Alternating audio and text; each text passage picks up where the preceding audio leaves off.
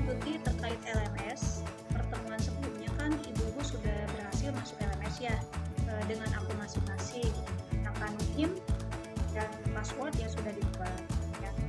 Untuk pertemuan sekarang, saya akan mencoba memperkenalkan lebih terperinci ya fitur yang ada di LMS. Nah, kemarin kita sudah melakukan coaching terkait masuk LMS, dan ada sebagian yang masih bertanya apa sih LMS itu gitu ya. Nah, ibu-ibu, LMS itu adalah singkatan dari Learning Management System. Jadi sistem manajemen pembelajaran, dan ini merupakan istilah global untuk sistem komputer gitu. Jadi LMS itu dikembangkan untuk mengelola kursus online gitu. Nah, jadi materi itu didistribusikan melalui LMS. LMS pun menjadi sarana berkolaborasi antara dosen dan mahasiswa. Ya. Kalau misalkan kita ingat ya, zaman dulu ada LKS gitu. Nah, LMS itu seperti LKS ibu-ibu. Jadi ibu-ibu semua itu diberikan tugas oleh dosen, biasanya kan ada melalui Zoom atau Jmeet ya. Jadi dosen memberikan tugas, kemudian mahasiswa mengerjakan tugas ya, dan tugas tersebut itu diupload melalui LMS. Setelah itu di LMS juga grade atau nilai itu bisa dilihat langsung di LMS. Nah, tak kenal maka tak sayang, maka kita akan coba berkenalan dengan LMS supaya ibu-ibu nyaman nanti belajarnya ya. Kita masuk LMS dulu ya ibu-ibu. Oke ibu-ibu, kita akan masuk ke LMS ya. Sini linknya, ketikkan LMS. Nah, lms.ut.ac.id ya. Setelah itu kita masuk ke dalamnya. Nah, ini tampilan pertama yang akan kita lihat ketika kita masuk di LMS. Ya. Ini di sini untuk akses LMS itu ibu-ibu harus mengisikan NIM ya, mengisikan NIM dan password. Saya akan mencoba masuk ke dalam salah satu akun dari mahasiswa ya. Saya masuk dulu 857, kemudian 11.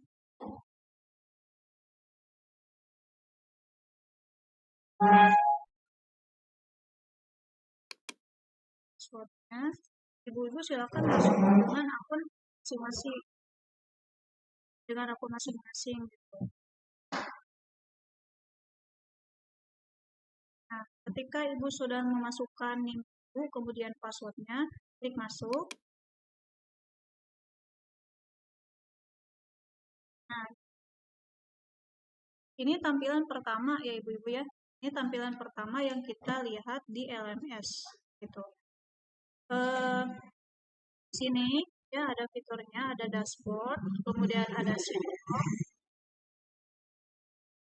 header, ada private files, kemudian ada my course ya. My course ini adalah biasanya ada kursus yang ibu ambil. Kalau di sini berarti mata kuliah yang ibu ambil. Ada berapa mata kuliah bisa dilihat di my course ini. Nah, di sini 1, 2, 3, 4, 5. Berarti ada 5 my course yang ibu ambil di semester 1.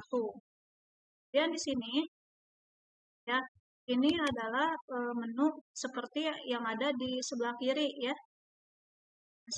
Seperti yang ada sebelah kiri, kemudian di sini ada gambar seperti orang. Nah, ini foto profil, jadi ibu bisa menggantikannya. Kemudian di sini ini message, jadi nanti ada bisa kolaborasi antara dosen, baik dosen dengan siswa atau siswa dengan mahasiswa seperti itu.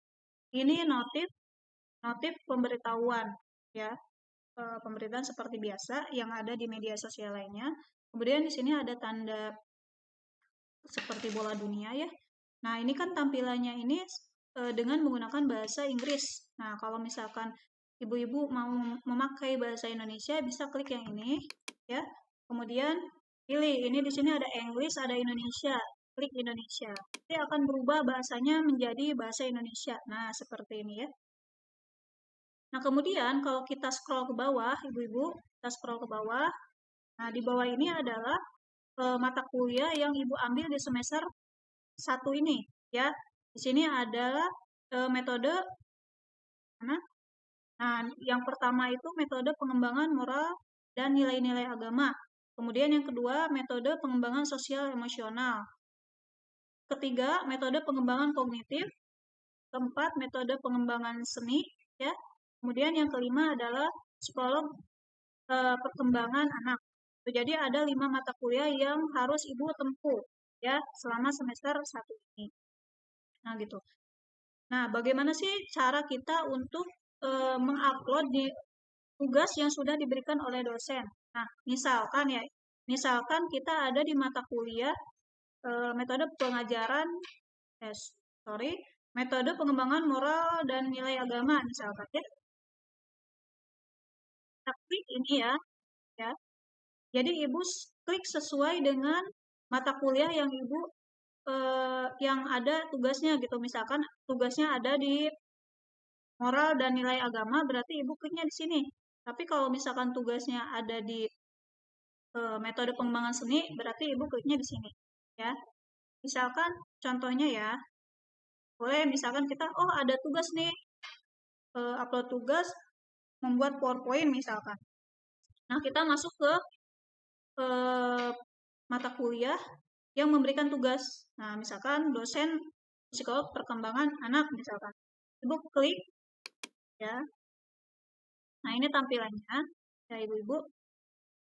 Biasanya setiap mata kuliah itu terbagi menjadi beberapa sesi ya, menjadi beberapa sesi. Nah, sesi di sini itu ada 8 ibu-ibu biasanya ya. Kita lihat ya, sesi pertama, kemudian sesi kedua, sesi ketiga, sesi keempat, kelima, keenam, ketujuh, dan ke-8. Betul ya, 8 sesi.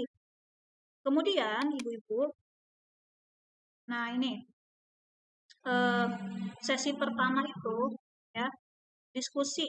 Jadi minggu pertama ketika ibu bertemu dengan dosen dari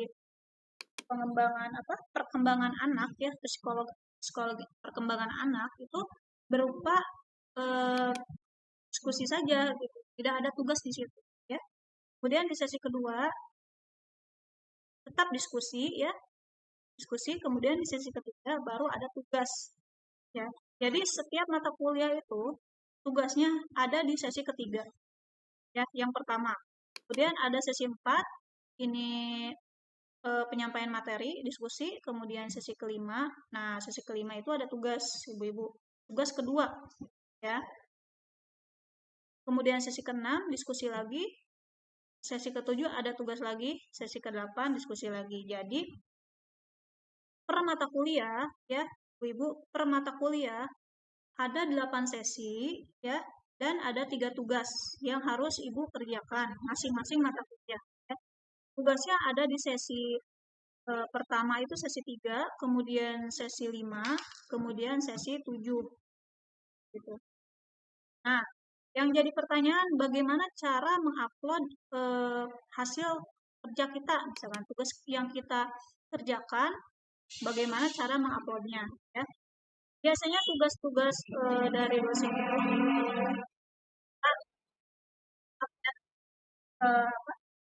ada suara-suara yang tidak perlu.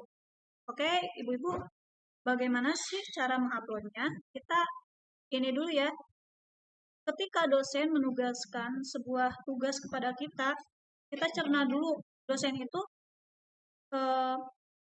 memberikan tugas itu harus dikumpulkan dalam bentuk apa.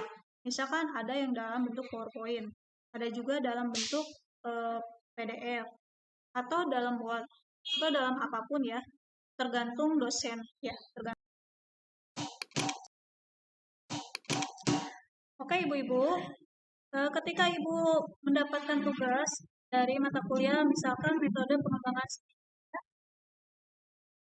misalkan sudah mengerjakan tugas pertama. Nah, tugas pertama itu ada di sesi 3.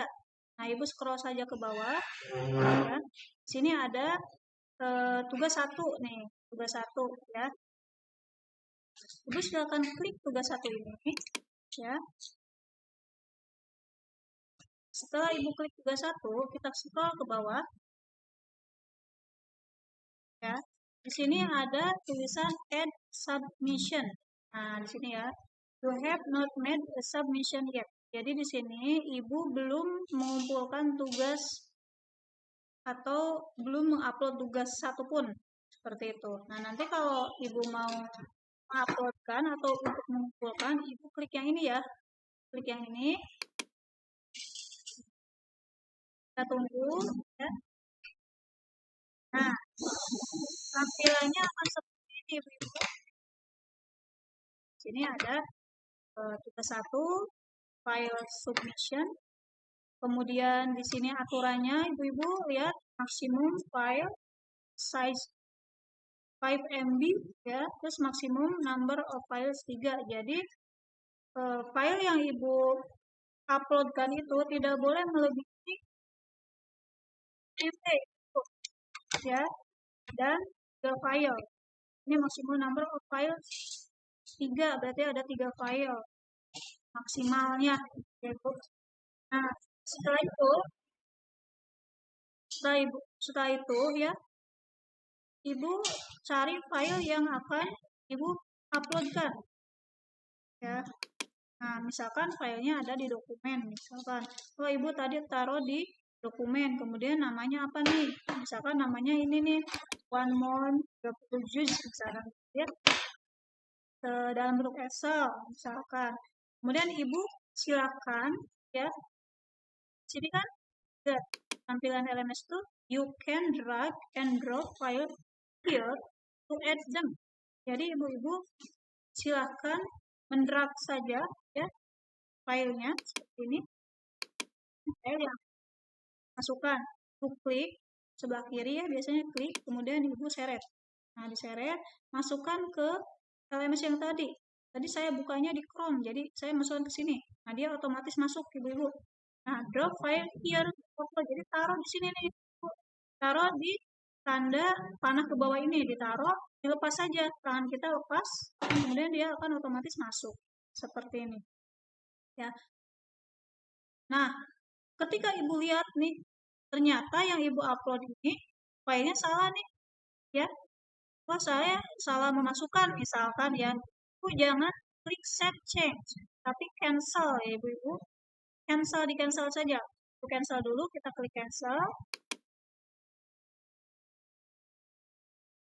Kita scroll ke bawah lagi. Tadi. Nah, ini akan tampilan ke awal lagi Ibu-ibu. Ya.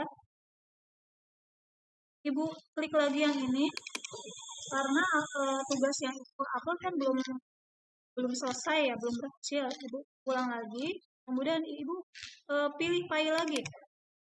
Nah, file yang Ibu pilih itu sesuai, misalkan oh ini yang tadi salah nih, harusnya yang ini misalkan, yang PPT Lokakarya 3 misalkan gitu ya. Nah, Ibu sama seperti tadi, klik kemudian seret ya, seret masukkan ke Chrome. Nah, sini. Ibu drop filenya di sini. Nah, wah ternyata error nih Ibu-ibu. The file PPT Lokakarya 3 ya is too large. Jadi file yang Ibu masukkan ini terlalu besar. Jadi lebih dari 5 MB dan itu tidak boleh. Nah, ketika Ibu menemukan seperti ini ya Ibu-ibu, menemukan error gini nih, ini tidak usah khawatir Ibu-ibu. Ibu tinggal klik OK saja di sini. Oke. Nah, itu akan kembali lagi. Jadi si file yang lebih dari 5 MB itu tidak akan masuk ya, tidak akan bisa masuk. Nah, syaratnya itu harus di bawah 5 seperti itu. Nah, setelah itu ya, file yang Ibu masukkan ini terlalu besar. Nah, Ibu harus mengecilkan dulu. Nanti akan saya beritahu atau saya infokan bagaimana cara mengecilkan file ya yang ukurannya besar, misalkan lebih dari 5 MB, akan supaya untuk lebih kecil gitu. Itu bisa ada ya, itu ada, nanti saya akan sampaikan bagaimana caranya. Kita coba dulu misalkan ya. tugasnya dalam bentuk Word misalkan. Ibu sama caranya seperti tadi. Ibu klik, kemudian Ibu seret, masukkan ke LMS yang tadi. Nah, sini. Kemudian Ibu drop files di sini. Nah, seperti ini. Ibu tunggu dulu ya, tunggu dulu sampai file ini masuk ke dalam LMS. Nah, kalau tampilannya sudah seperti ini ya, kemudian Ibu udah cek tugas yang Ibu masukkan ini sesuai ya, yang sudah Ibu kerjakan, kemudian Ibu pilih yang ini, save change ya. Setelah Ibu save change, itu filenya akan tersimpan di LMS seperti itu. Ya, saya tidak mengklik ini karena ini ada percobaan Ibu-ibu ya. Ini adalah percobaan, jadi saya tidak. Semoga ibu-ibu memahami ya bagaimana cara mengupload. Nah, kemudian kita lihat nih ada di sebelah kiri ya. Sini ada partisipan ya. Ibu klik. Ini tuh adalah siapa saja yang bisa mengakses LMS ini ya. Ketika saya klik partisipan ini, ada tulisan ini Bu, buat dari situs. Ya, tanda tanya. Terus perubahan yang Anda lakukan mungkin tidak tersimpan. Jadi apa yang saya tadi upload ya, yang ini yang di laporan Lokakarya ini saya upload tidak akan tersimpan.